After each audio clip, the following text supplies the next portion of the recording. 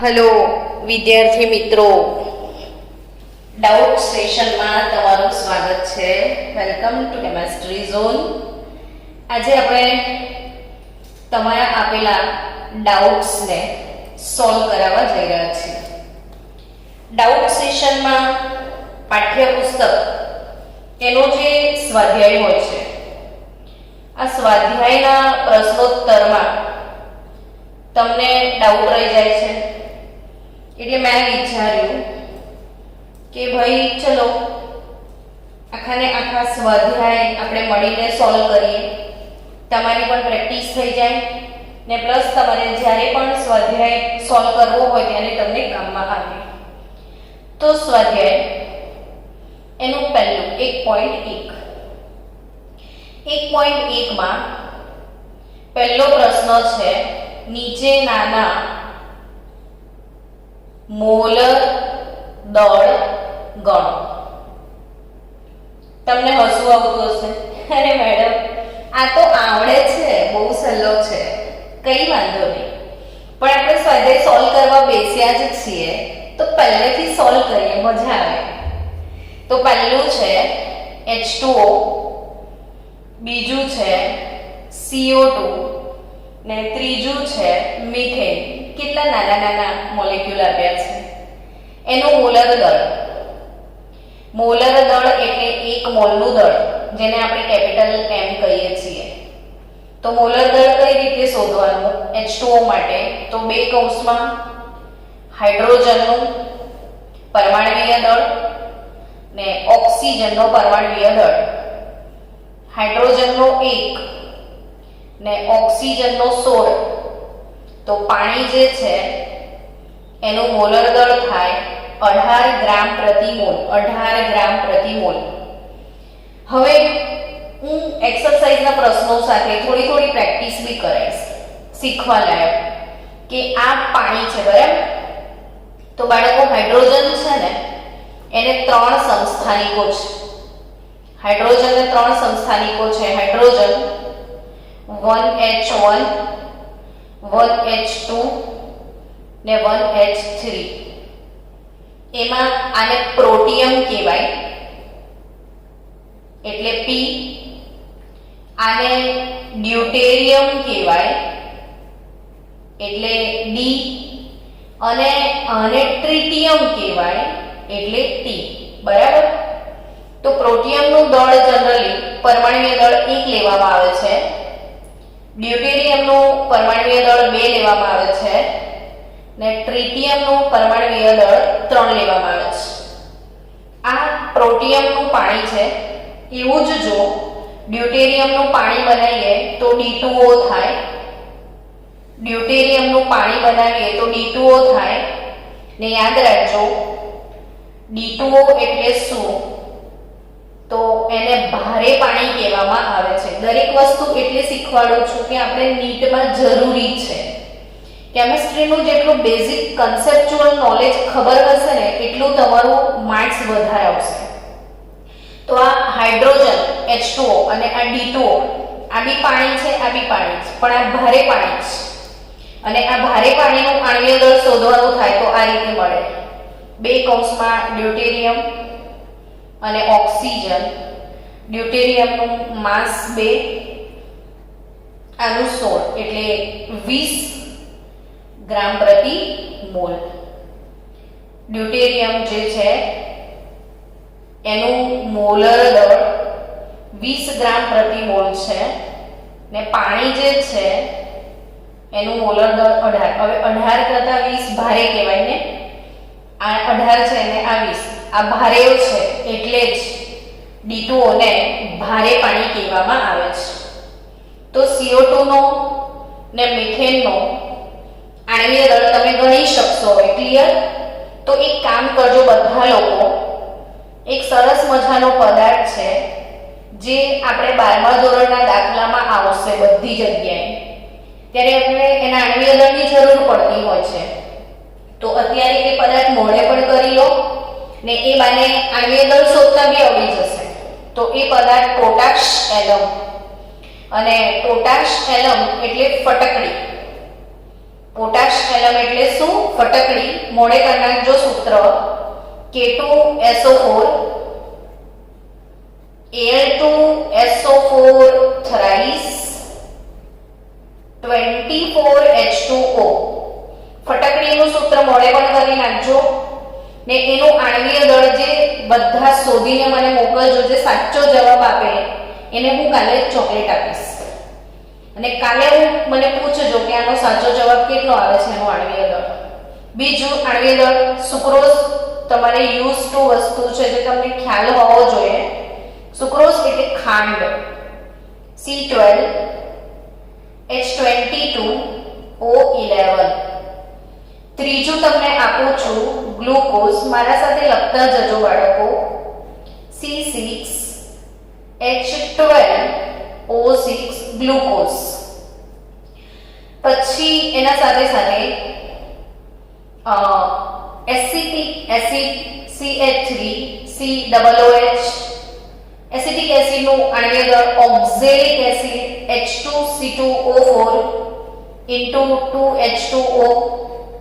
આ oxalic acid છે, આ એસિટિક એસિડ છે. આ બધા વેલ નોન પદાર્થો છે જેના નામ સૂત્ર બધું તમને આવડવું જોઈએ. મિથેનોલ વારંવાર વપરાશે તો મિથેનોલ, ઇથેનોલ, આના અણુસૂત્ર અને આણ્વીય દળ કાલે શોધીને મને આન્સર મોકલજો. તમે જેટલું રિસ્પોન્સ મને આપશો ને એટલી મજા મને આવશે.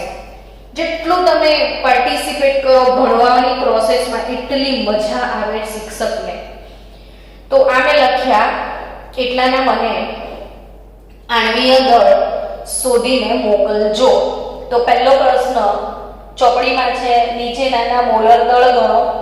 તો મોલર દળ શોધતા બધાને આવડતા હશે પાક્કું ને? અને આ બધાના જવાબ કાલે મને મોકલજો અને કાલે હું તમને આના આન્સર આપીશ કે કોનો આણ્વીય દળ કેટલો છે. ચલો સ્વાધ્યાયનો બીજો પ્રશ્ન 1.2 સોડિયમ સલ્ફેટ. સોડિયમ સલ્ફેટ એનું અણુસૂત્ર શું? તો કે Na2SO4. કેટલું બધું શીખવા મળે છે ને. સોડિયમ સલ્ફેટ એવું બોલીએ, એનું અણુસૂત્ર લખીએ. તો સોડિયમ સલ્ફેટમાં રહેલા જુદા જુદા તત્વોના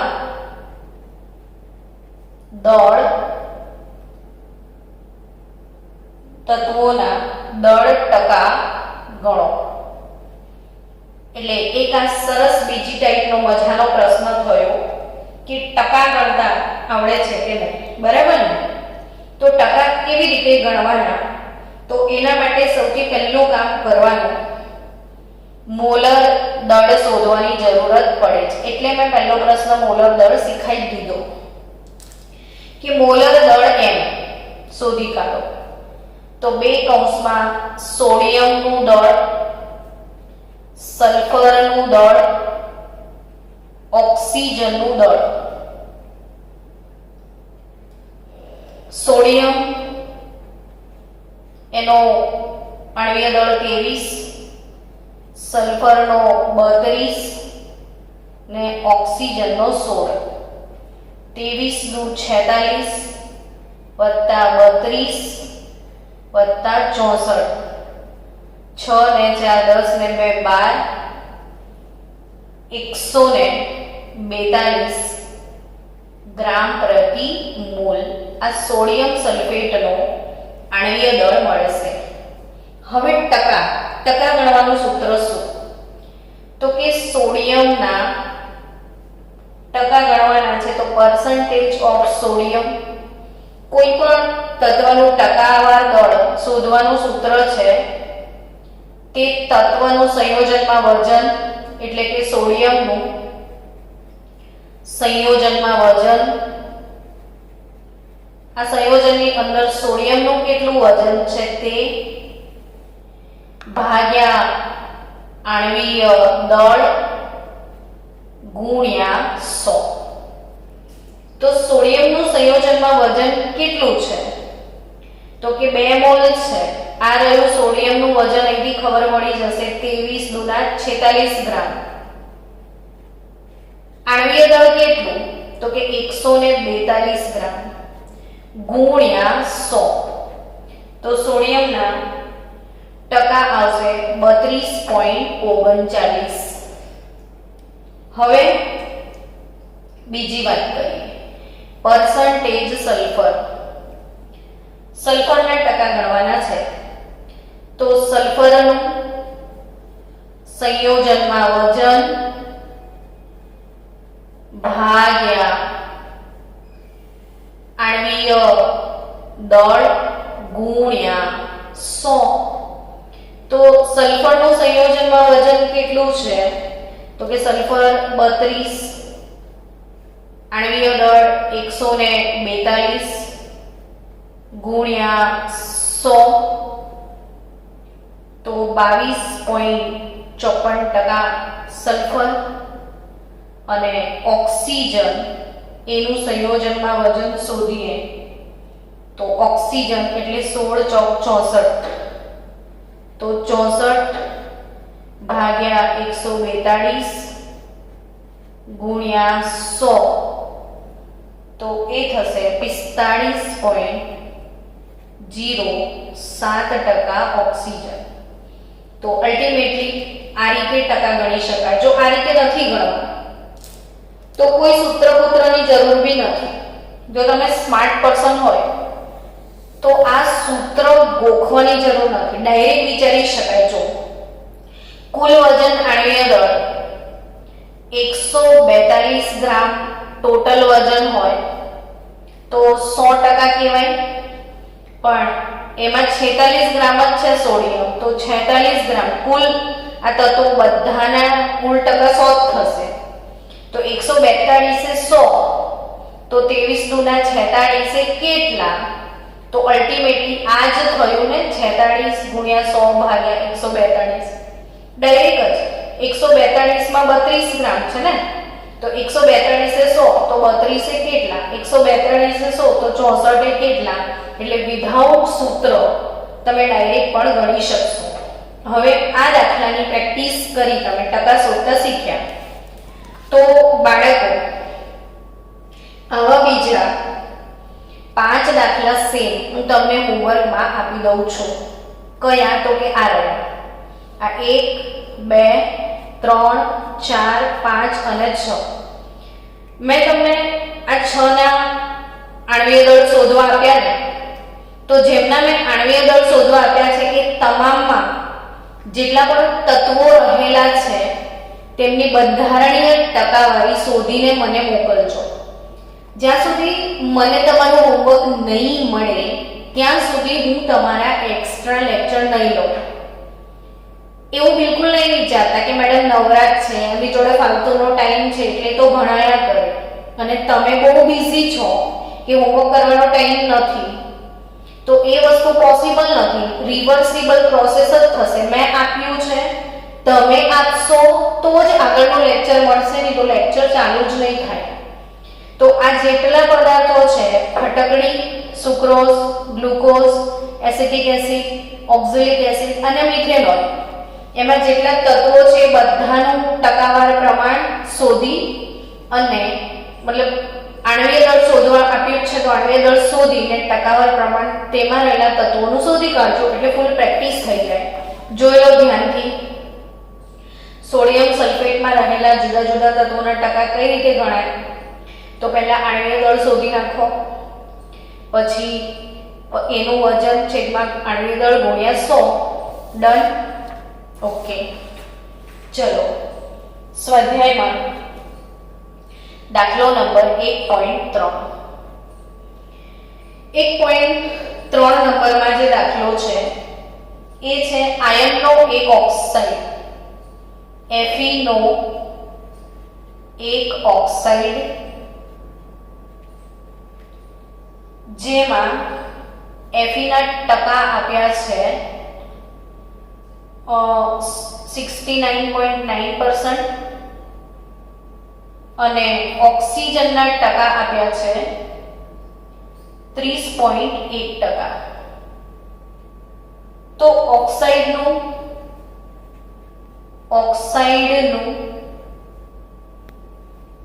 પ્રમાણ સૂચક સૂત્ર, ઓક્સાઇડનું પ્રમાણ સૂચક સૂત્ર નક્કી કરો. ઓક્સાઇડનું શું નક્કી કરો? પ્રમાણ સૂચક સૂત્ર.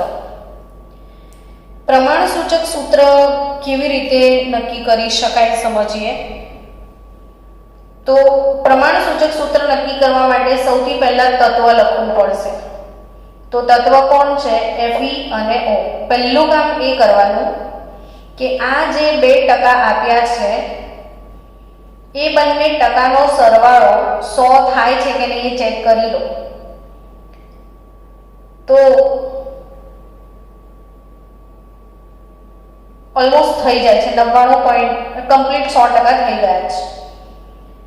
હવે બંને 100% થઈ જાય છે તો તત્વ લખ્યા પછી એને ટકા લખી દો.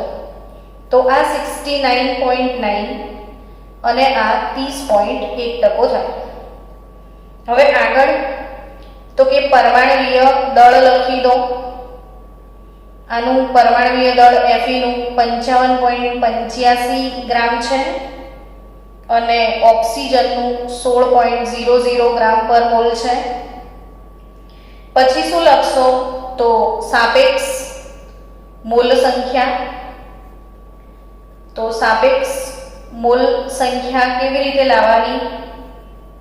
તો કે ટકા અને પરમાણ્વીય દળ લખવાનું. તો ટકા ભાગ્યા દળ એટલે શું મળે? સાપેક્ષ મોલ સંખ્યા. યાની કે 69.9 ભાગ્યા 55.85 કરો ને કેલ્ક્યુલેટરમાં તો તમારો આન્સર આવશે 1.25 અને 30.1 ભાગ્યા 16.00 તો તમારો આન્સર આવશે 1.5. તો આ તમને મળી ગયું સાપેક્ષ મોલ સંખ્યા. એના પછી શું? તો કે સાદો ગુણોત્તર લેવો પડે અને સાદો ગુણોત્તર લીધા પછી પૂર્ણાંક સંખ્યા, આટલી વસ્તુની જરૂર પડે. આ ટાઈપના ટેબલ વાળા દાખલા મેં આનો વિડીયો બનાવેલો જ છે, તો હું તમને આજે એ મોકલી દઈશ વધારે પ્રેક્ટિસ માટે. તો તત્વ Fe એના પર્સન્ટેજ, ઓક્સિજન એના પર્સન્ટેજ, આનું દળ આપ્યું છે. હવે પર્સન્ટેજ ભાગ્યા દળ કરો તો 1.25, પર્સન્ટેજ ભાગ્યા આ દળ કરો તો 1.5. સાદો ગુણોત્તર આ 1.25 અને 1.5. તો આ બંનેમાં જે નાની કિંમત હોય, નાની કિંમત એને એના વડે ભાગી નાખવાનું. તો 1.5 અને 1.25 માં નાનું કોણ? તો કે 1.25. તો 1.25 ભાગ્યા 1.25 એટલે 1 થાય ને 1.5 ભાગ્યા 1.25 તો શું થાય? 1.5.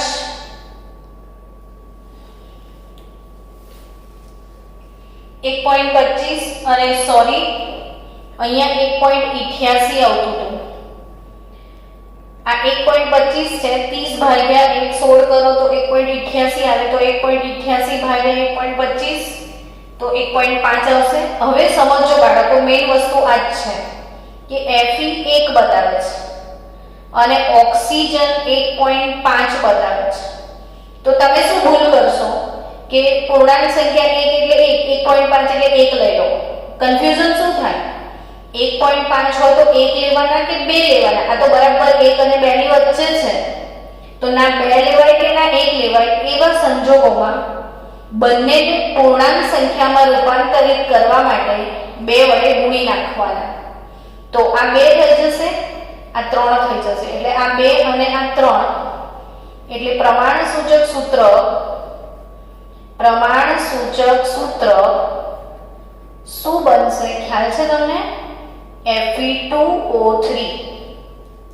પ્રમાણસૂચક સૂત્ર શું બનશે? Fe2O3. તો આઈ થિંક હવે ક્લિયરલી ખબર પડી ગઈ હશે તમને કે શું કરવાનું. તો 1.3 ડન. એક જ મિનિટ. હવે આગળ 1.4 ઉત્પન્ન થયેલા કાર્બન ડાયોક્સાઇડનું પ્રમાણ ગણો. બહુ જ સરસ દાખલો છે આઈ થિંક. દાખલો નંબર 1.4. 1.4 શું કહે છે કે ઉત્પન્ન થયેલા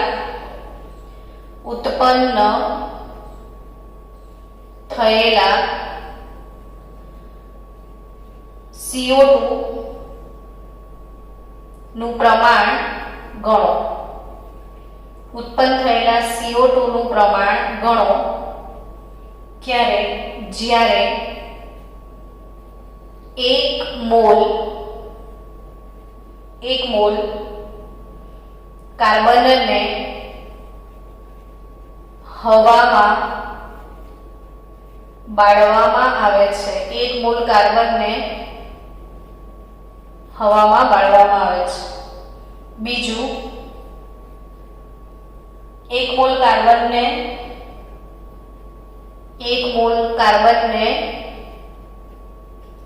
16 ગ્રામ ઓક્સિજન સાથે બાળવામાં આવે છે.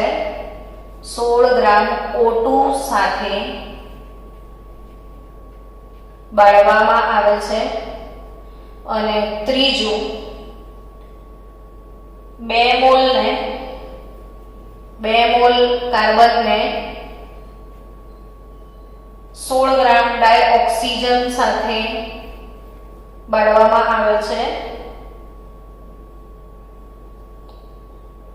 ઓકે, બહુ જ સરસ પ્રશ્ન છે છોકરાઓ, મજા આવી જાય. ઉત્પન્ન થયેલા કાર્બન ડાયોક્સાઇડનું પ્રમાણ ગણો. તો કાર્બન એટલે C ને જ્યારે એને હવામાં બાળવામાં આવે છે તો O2 બને છે શું? CO2. સમીકરણ આવડી જવું જોઈએ.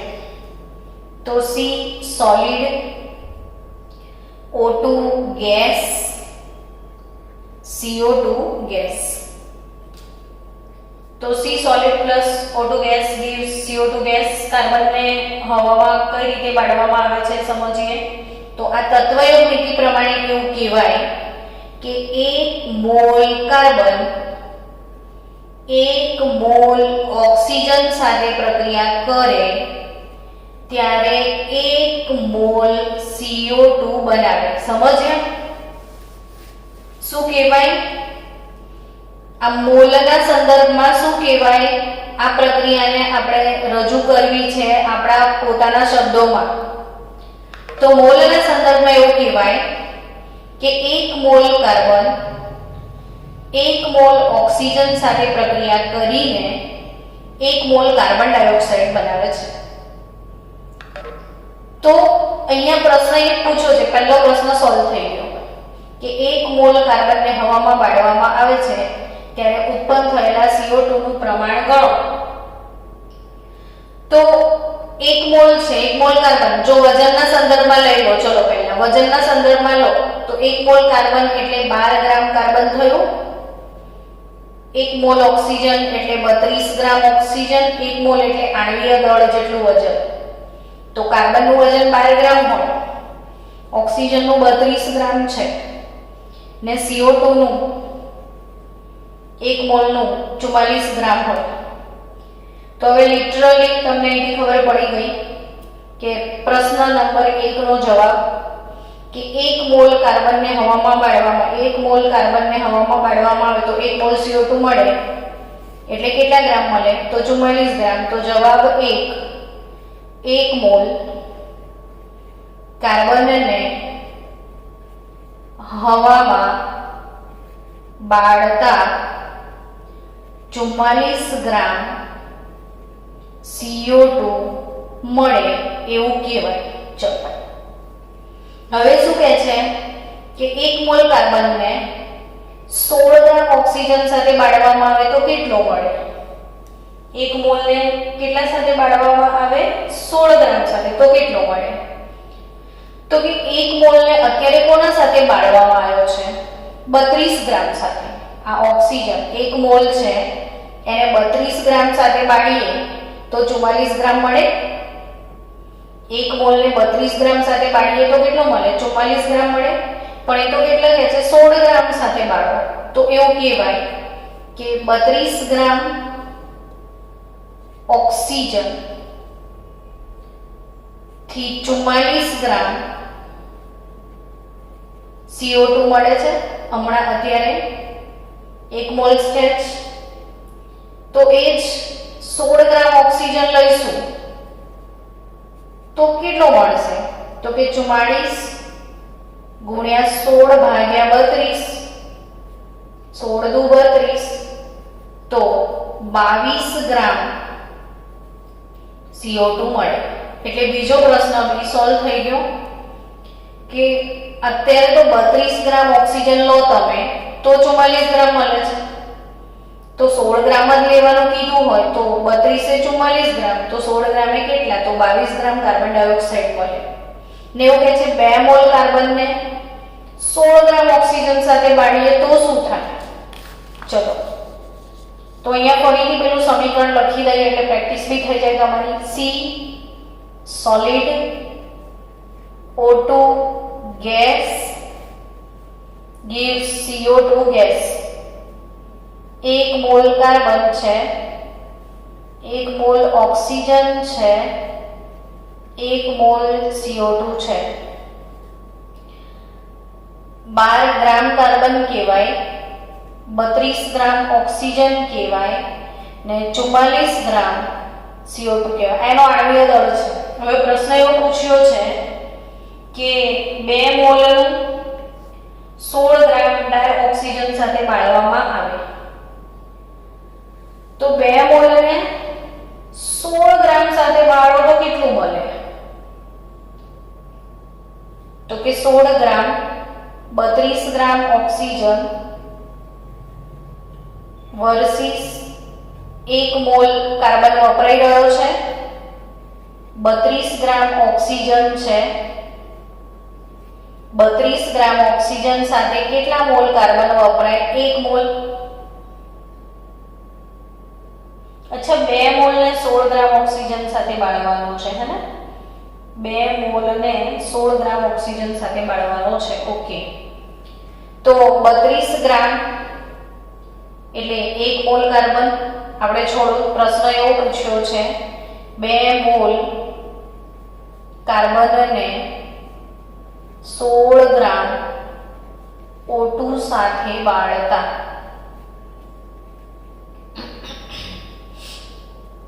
આવો પ્રશ્ન પૂછ્યો છે.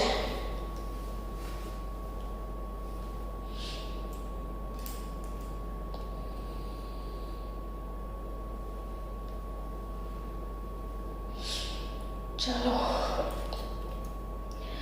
1 मोल कार्बन तो 32 ग्राम O2 જોઈએ તો 2 મોલ કાર્બન સાથે કેટલા ગ્રામ O2 જોઈએ એ પહેલા નક્કી કરી લો. તો 32 ગુણ્યા 2 ભાગ્યા 1 એટલે 32 ગુના 64 ગ્રામ જોઈએ. ટૂંકમાં અહીંયા લિટરલી ખબર પડે છે કે કાર્બન 12 ગ્રામ છે ને ઓક્સિજન 32 ગ્રામ છે. કાર્બન કરતા ઓક્સિજન વધારે જોઈએ છે. કાર્બન કરતા શું જોઈશે તમારે? વધારે ઓક્સિજન. તો આ 1 મોલ વર્સિસ 1 મોલ છે. હવે તમે આ 2 મોલ કરી દો તો ઓબ્વિયસલી આ બી 2 મોલ જ વપરાશે ને. તો આ શું કહે છે કે આ 2 મોલ જ રાખો પણ આને 16 જ ગ્રામ, આને ડબલ કરો ને આને અડધા કરો. કાર્બનને ડબલ કરી દો ને ઓક્સિજનને અડધો કરી દો એવી વાત કરે છે. તો પછી 2 મોલ કાર્બન વર્સિસ કેટલા ગ્રામ CO2 મળે? તો અહીંયા તમે શું દેખી રહ્યા છો કે 2 મોલ કાર્બનને 16 ગ્રામ ઓક્સિજન સાથે બાળવાનો છે. તો એવું કહી શકાય કે 32 ગ્રામ, અચ્છા 1 મોલ કાર્બન સાથે 32 ગ્રામ O2 જોઈશે, તો 2 મોલ કાર્બન સાથે કેટલા ગ્રામ ઓક્સિજન જોઈશે? તમને 64 ગ્રામ ઓક્સિજન જોઈએ.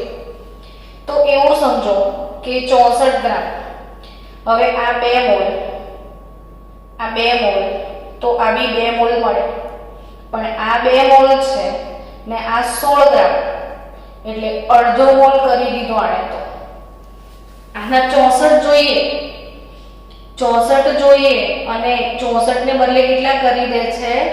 ફક્ત 16 ગ્રામ. તો શું કરી શકાય?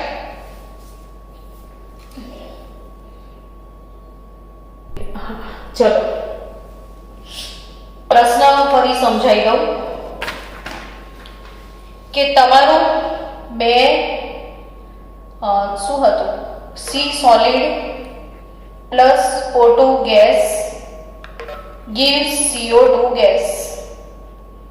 1 મોલ કાર્બન સામે આ 32 ગ્રામ ઓક્સિજન વપરાય છે ને આ 44 ગ્રામ CO2 બને છે, બરાબર?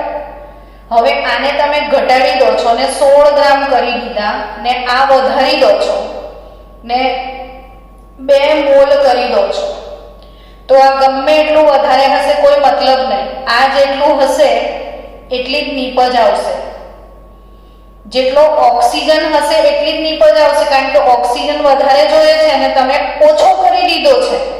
તો આ હોય એનો શું મતલબ? કોઈ મતલબ નથી. તમને 35 માર્કે પાસ થવાય અને તમારા આયા છે 85, તો 35 તો પાસ થઈ જ જવાના છો, ભલે ગમે એટલા વધારે છે. અહીંયા ઓબ્વિયસલી કે 16 ગ્રામ જ છે આ, તો આ જેટલો હશે એટલું જ આ બનશે. ભલે આ 1000 ટન તમે લઈ લો, પણ આ ઓછો રાખો છો તો નિપજ જેટલી આ હશે એટલી જ મળશે ને. એટલે જે ઓછો હોય એને સીમિત પ્રક્રિયક કહેવાય અને હંમેશા ગણતરી સીમિત પ્રક્રિયકથી કરાય. હવે ગણતરી આ રીતે મૂકવાની કે 32 ગ્રામ O2 જો વાપરીએ, 32 ગ્રામ O2 વાપરીએ તો 44 ગ્રામ CO2 બને. તો 16 ગ્રામ O2 લઈએ તો કેટલો બને? તો 44 ગુણ્યા 16 ભાગ્યા 32 અગેન 22 ગ્રામ CO2 બનશે, વધારે બનવાનો નથી. તો આપણે 1.4 સુધી સોલ્વ કરી લીધું. હવે આવે છે આપણો 1.5, 1.6, 1.7 અને 1.8. તો આ બંને દાખલા આપણે કાલે ગણીશું.